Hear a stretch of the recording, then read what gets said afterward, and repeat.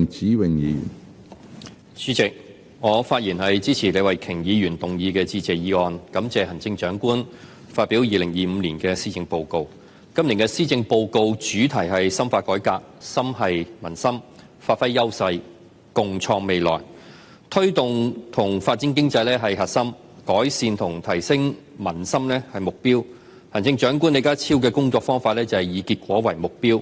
我深信結合過去3年嘅施政報告，香港特區咧必定能夠揾到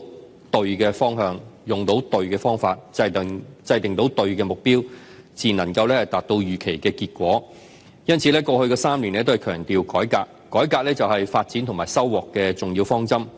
自1978年前國家領導人鄧小平先生就提出改革之後咧，至今已經係47年。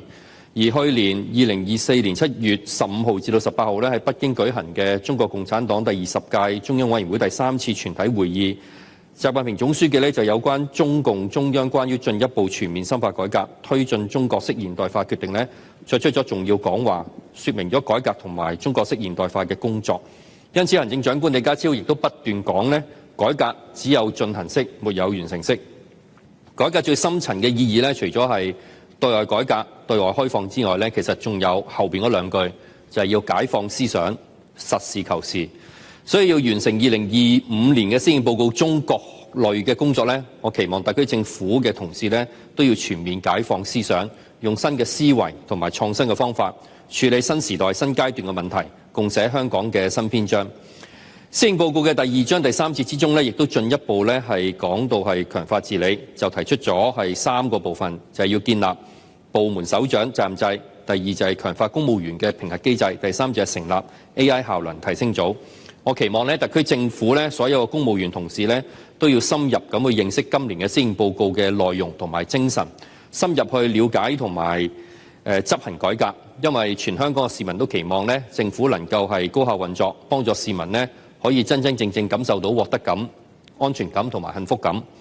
所以今屆立法會議員咧喺過去嘅3年咧，一直都係同特區政府咧並肩作戰，提出寶貴嘅意見，幫助政府解決問題，應對所有嘅挑戰。但面對國際地緣政治同埋全球經濟環境艱難嘅運作咧，多個國家同埋地區嘅戰爭同埋紛爭，再加上美國推行嘅關稅戰同埋中美貿易戰咧，香港特區都不能夠係獨善其身。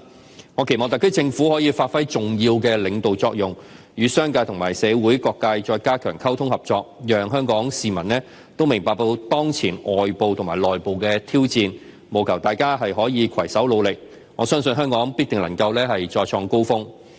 作為教育專業嘅立法會議員呢，我想講講教育方面嘅政策。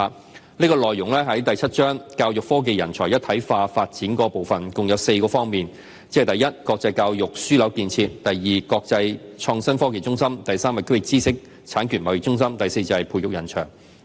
香港喺發展同埋建設國際教育樞紐咧，係當前最合時機嘅發展經濟機會。香港嘅獨特優勢之一就係有5所8名嘅大學，吸引內地同埋東南亞地區嘅學生。因此咧，呢個係一個好大嘅產業，帶動到香港其他產業咧提升經濟嘅增長。而最重要嘅都係吸引到人才咧留喺香港發展，讓本地嘅學生咧都可以從中學習提升能力。香港咧係唔能夠咧固步自封，必須要咧通過交流先至能夠真正建立到香港嘅增值實力。我相信咧香港嘅學生係有能力咧係應付內地同埋海外學生嘅挑戰，家長同埋社會人士咧亦都不必係過度擔心。不過我期望咧教育局同埋本地嘅教育機構咧不能夠忽視咧本地學生嘅需要。例如課程嘅改進、校園嘅配套建設，特別係學生宿舍建設，都係學生體會大學生活嘅重要工作。政府必須要提速同埋提效咧，加快興建學生宿舍。除咗滿足係本地學生嘅需要之外咧，更加需要照顧咧來港留學讀書嘅學生青年。過去作為勞工界嘅立法會議員咧，我都特別關注職業教育嘅發展。今年嘅施政報告咧，亦有內容咧係繼續擴展咧職專教育，包括繼續推動咧建立應用科學大學，讓更多嘅本地學生咧學習應用科學，更好咁去對接畢業後咧嘅就業安排。不過現時部分嘅學校、家長同埋學生咧都未全面掌握應用科學大學嘅發展方向。我期望咧教育局可以再進一步深化工作，積極咁去推動職專教育同埋發展本地應用科學大學。青年人喺香港未來係最重要嘅新力量。但係香港競爭亦都十分之大，學生有讀書嘅壓力，學生畢業之後亦都面對工作職場嘅壓力，處理學生嘅精神健康問題亦都不容忽視。教育局喺過去2年推出很多嘅工作同埋政策，擴大咗教學嘅空間，讓學校可以真正做到校本課程，照顧唔同能力同埋唔同要求嘅學生需要。無論係4R 精神健康約章，或者係將3層應急機制將會推展到小學嘅4年級至到6年級，都係可以保護我哋香港嘅莘莘學子。而今年將會推出嘅中學家長教育資源套亦都更加全面去幫助我哋香港嘅家長持續學習，做好家長嘅角色。強國必先要強教，強教必先要強師。我相信要辦好教育工作教師嘅質素亦都係最重要，先能夠配合立德樹人呢個教育嘅目標。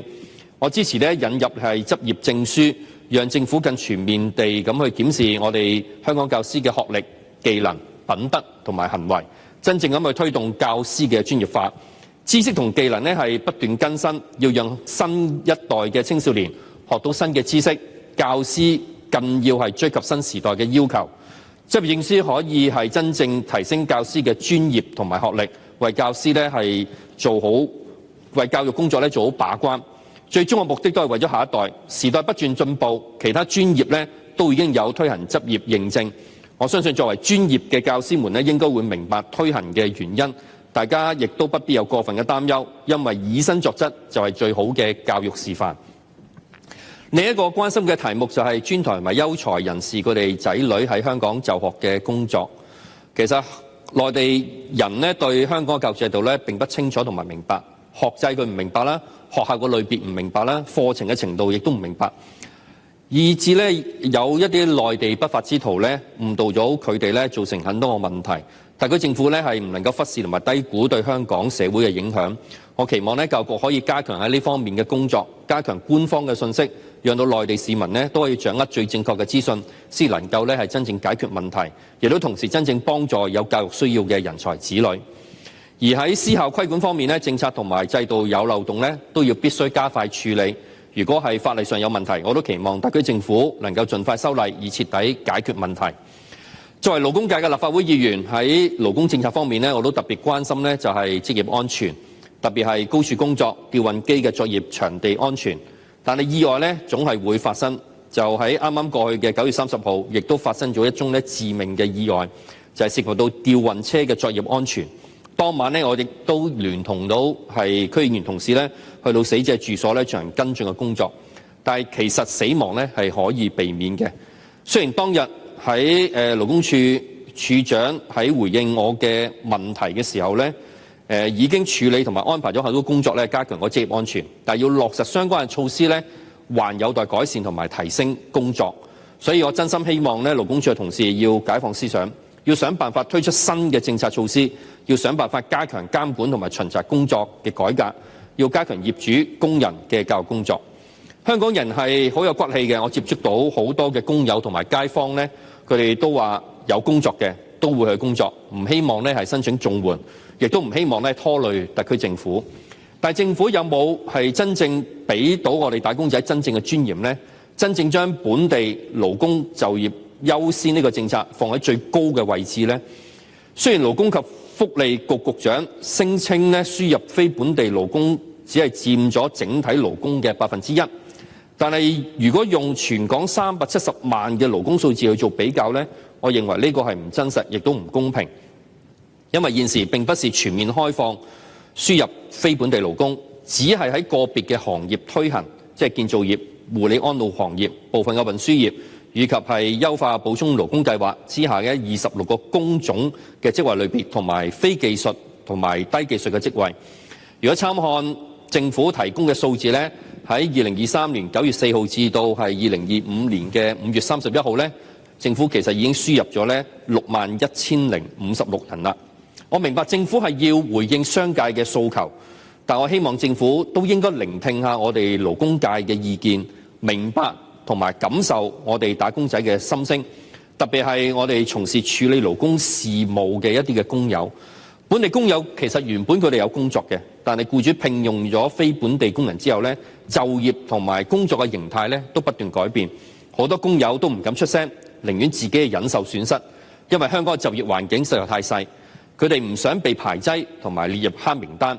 唔想連其他嘅就業機會都冇埋，所以就算政府推出舉報熱線，都未能夠係反映真實嘅情況。我希望特區政府要多加留意現時勞工市場同埋就業環境，唔好俾呢啲假象誤以為係冇問題。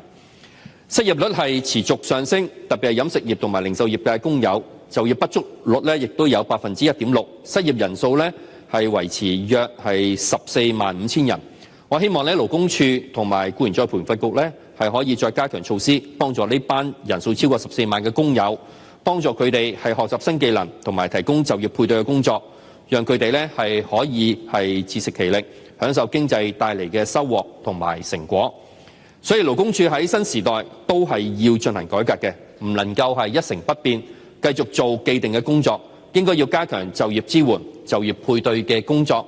讓想工作嘅香港人可以揾到工作，有收入、有美好嘅生活。其實政府都不斷係引進重點企業嚟到香港，亦都不斷推動係創新科技嘅發展，積極推動新型工業化，讓到香港係可以再出現製造業。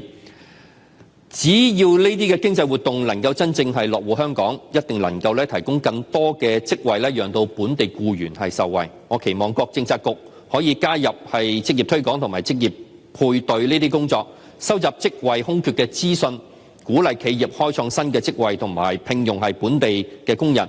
政府亦都要積極協助失業同埋求職嘅人士，讓到佢哋可以加入勞動市場，協助提升香港嘅經濟動力。